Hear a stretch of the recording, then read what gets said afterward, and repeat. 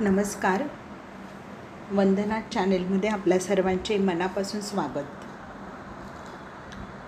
स्वामी विवेकानंद ग्रंथावलीतील खंड पहिला, त्याच्यातील आपण कर्मयोग बघितला आणि कर्मयोगातील कर्म आणि त्याचा चारित्र्यावर प्रभाव. आपापल्या कार्यक्षेत्रात कुणीच कनिष्ठ नाही. कर्माचे रहस्य, कर्तव्य म्हणजे काय, परोपकार म्हणजे स्वतःवरच उपकार होय, अनासक्ती हाच संपूर्ण आत्मत्याग होय, मुक्ती, हे कर्मयोगाचे भाग आपण बघितलेत. आज आपण बघणार आहोत कर्मयोगाचा आदर्श.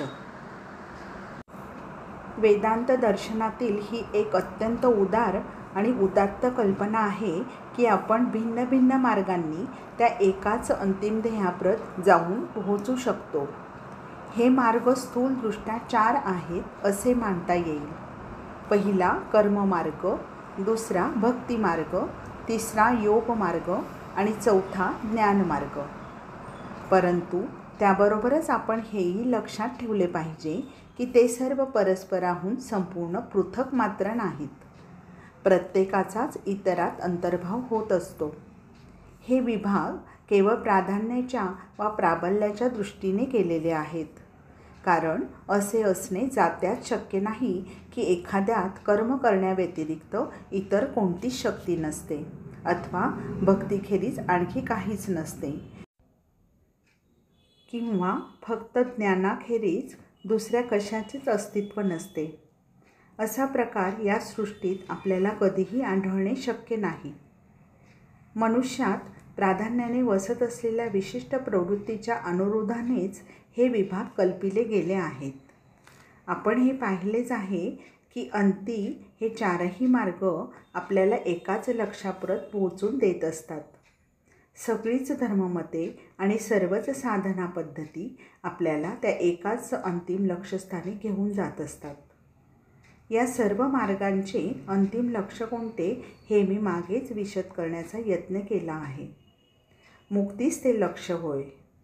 सभोवार दृग्गोचर होणारी अणुपरमाणूपासून तो मनुष्यापर्यंतची प्रत्येक वस्तू अचेतन, प्राणहीन, जडकणापासून तो वसुधा तलावरील सर्वोच्च वस्तू जो मानवात्मा तेथपर्यंत सर्वच मुक्तिलाभासाठी धडपड करीत आहेत. हे आपले जग म्हणजे वस्तुतः या मुक्तिलाभाच्या प्रयत्नांचेच दृश्य फल होय. समस्त संमिश्र वस्तूतील प्रत्येक परमाणू इतर परमाणूंपासून स्वच्छंदपणे दूर पळण्याचा यत्न करीत आहे, तर इतर परमाणू त्याला धरून ठेवीत आहेत.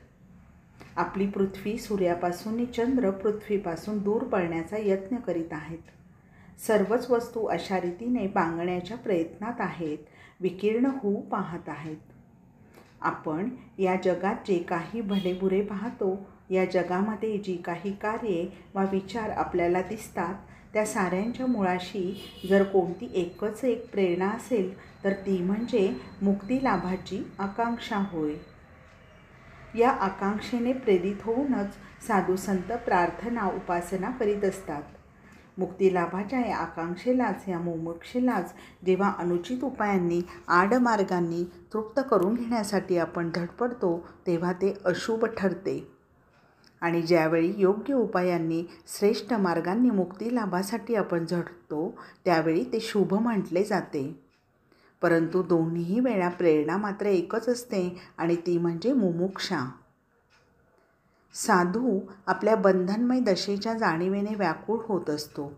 त्या अवस्थेतून सुटका व्हावी अशी त्याची इच्छा असते आणि त्यासाठी तो परमेश्वराची आराधना करतो. चेतन म्हणा की अचेतन म्हणा, निखिल प्रकृतीचे एकमेव लक्ष्य ही मुक्तीच.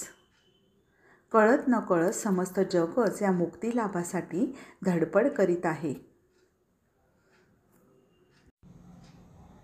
सर्वच धर्मात आपल्याला या मुक्तिलाभार्थ प्रयत्नांचा आविष्कार होत असलेला आढळून येईल. ही मुक्तिकामनाच समस्त नीतिमत्तेचा आणि निस्वार्थपरतेचा पाया होय. निस्वार्थपरता म्हणजे मी हे शूद्र शरीर आहे या भावनेच्या पलीकडे जाणे. एखादा मनुष्य सत्कर्म आचरू लागतो, परोपकार करू लागतो. याचा अर्थ हाच की तो आता इतप्पर मी आणि माझेच्या संकुचित कक्षेत घुटमळू इच्छित नाही. तसेच या स्वार्थपरतेची शीव ओलांडून फक्त येथवरच जाता येईल यापुढे नाही असा काही मज्जाव वा एखादी ठराविक मर्यादा नाही. स्वार्थत्याग अनंत असू शकतो, त्याला आपण मर्यादा घालू शकणार नाही. सर्वच श्रेष्ठ नीतिशास्त्रे संपूर्ण स्वार्थत्यागच चरम आदर्श होय. त्याचे आधीचे ते शूद्र व्यक्तित्व पूर्णपणे लयात जाईल, तो अनंत स्वरूप होऊन जाईल आणि ही अनंतत्वाची प्राप्तीच वस्तुतः सर्व धर्मांचे आणि सर्व तात्विक व नैतिक उपदेशांचे एकमेव लक्ष्य होय. हेच तथ्य तत्त्वज्ञानाच्या परिभाषेत मांडले तर व्यक्तित्ववादी लोकांच्या अंगावर शहारे येतात, परंतु नीतीचा प्रचार करू जाता ते स्वतःही अखेरीस त्याचाच पुरस्कार करीत असतात हे त्यांच्या लक्षात येत नाही. ते देखील निस्वार्थपरतेची एखादी सीमारेषा आखून देत नाहीत. फक्त इतकेच निस्वार्थ झाले पाहिजे असे तेही म्हणत नाहीत. कल्पना करा की एखादा मनुष्य या व्यक्तित्ववाद्यांच्या साधना पद्धतीने संपूर्णतया अनासक्त वा पूर्ण निस्वार्थ झाला. आता मला सांगा की मग त्याच्यात आणि इतर संप्रदायातील पूर्ण सिद्ध व्यक्तीत आपण कसा काय फरक करू शकणार आहोत? तो त्यावेळी अखिल विश्वाशी एक होऊन गेलेला असतो आणि असे विश्वात्मैक्यच सर्वांचे अंतिम लक्ष्य होय. फक्त या बिचाऱ्या व्यक्तित्ववाद्यांना स्वतःच्या विचारसरणीच्या अंतिम सिद्धांतापर्यंत तिचे अनुसरण करण्याचे साहस होत नसते एवढेच काय ते. मानव जीवनाचे अंतिम लक्ष्य जी मुक्ती तिचा निस्वार्थ कर्माच्याद्वारे लाभ करून घेणे हाच कर्मयोग होय. म्हणून प्रत्येक स्वार्थपूर्ण कार्य त्या चरम अवस्थेपर्यंत पोहोचण्याच्या आपल्या गतीला अवरोध करीत असते आणि त्याच्या उलट प्रत्येक निस्वार्थ कर्म आपल्याला त्या ध्येयाप्रत घेऊन जात असते.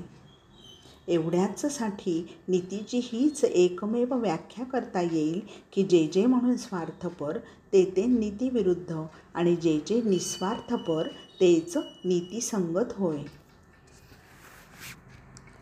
परंतु या पलीकडे जाऊन आपण जर तपशिलाकडे वळून एखाद्या विशिष्ट कर्तव्याचे नैतिक मूल्यमापन करू लागलो तर मात्र ती गोष्ट तितकीशी सोपी नसल्याचे आपल्याला प्रत्ययास येईल. उदाहरणार्थ मी आपल्याला मागेच सांगितल्याप्रमाणे अवस्थाभेदाने पुष्कळदा कर्तव्य भिन्न भिन्न होऊन तपशिलात फरक पडत असतो. एकच कार्य एका विशिष्ट परिस्थितीत स्वार्थपर तर दुसऱ्या एखाद्या परिस्थितीत निखालस निस्वार्थपर ठरणे शक्य आहे. करिता कर्तव्याची आपण फक्त एक सर्वसामान्य व्याख्याच देऊ शकतो. एखाद्या विशिष्ट कार्याचे कर्तव्यत्व केव्हाही देश कालपात्र आदी विचारात घेऊनच जोखावे लागेल. एकाच प्रकारचे आचरण एखाद्या देशात नीतिसंगत समजले जाईल तर दुसऱ्या एखाद्या देशात तेच अतिशय अनैतिक ठरेल. कारण विभिन्न देशातील परिस्थिती भिन्न भिन्न असते. आपण पाहिलेच आहे की समस्त प्रकृतीचे अंतिम लक्ष्य मुक्तीच होय आणि ही मुक्ती फक्त संपूर्ण निस्वार्थपरतेनेच लाभत असते. प्रत्येक स्वार्थशून्य कार्य, प्रत्येक स्वार्थशून्य विचार आणि प्रत्येक स्वार्थशून्य वाक्य आपल्याला त्या आदर्शाकडे घेऊन जात असते आणि म्हणूनच ती सर्व नीतिसंगत होत. तद्वतच प्रस्तुत व्याख्या ही सर्वच धर्ममतांना व सर्वच नीतिप्रणालींना लागू पडत असल्याचे तुम्हाला आढळून येईल. अर्थातच नीतिनियमांच्या मुळासंबंधी निरनिराळ्या देशात निरनिराळी धारणा असणे शक्य आहे. काहींच्या नीतिप्रणालीनुसार नीतितत्व एखाद्या महान पुरुषापासून म्हणजे परमेश्वरापासून प्राप्त झाले आहे असे मानण्यात येते. माणसाने अमुक कर्म का करावे आणि तमुक का करू नये असे जर तुम्ही त्यांना विचारले तर तुमच्या प्रश्नाला तेवढेच उत्तर देतील की तशी ईश्वराची आज्ञा आहे. याप्रमाणे त्यांच्या नीतित्वाचे मूळ काहीही असले तरी पण एक गोष्ट मात्र खरी की त्यांच्याही नीतिप्रणालीतील मध्यवर्ती कल्पना एकच असते आणि ती म्हणजे स्वतःचा विचार न करणे, मीचा त्याग करणे.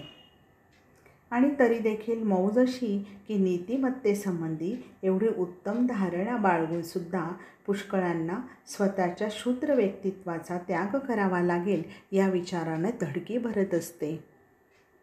स्वतःच्या शूद्र व्यक्तित्वाला अशा रीतीने कवटाळून बसणाऱ्या इस्माला मला एवढेच म्हणावयाचे आहे की त्याने अशी एक व्यक्ती मनात आणावी की जी पूर्णपणे निस्वार्थ होऊन गेली आहे, जिच्या हृदयात स्वतःविषयीच्या विचारांना मुळीच थारा नाही, जी स्वतःकरता म्हणून कोणतेही कर्म करीत नाही वा जी स्वतःसाठी म्हणून कधी एक अवाक्षर देखील तोंडावाटे काढत नाहीत. आणि मग तिचे स्वत्व कुठे आहे ते त्याने मला सांगावे.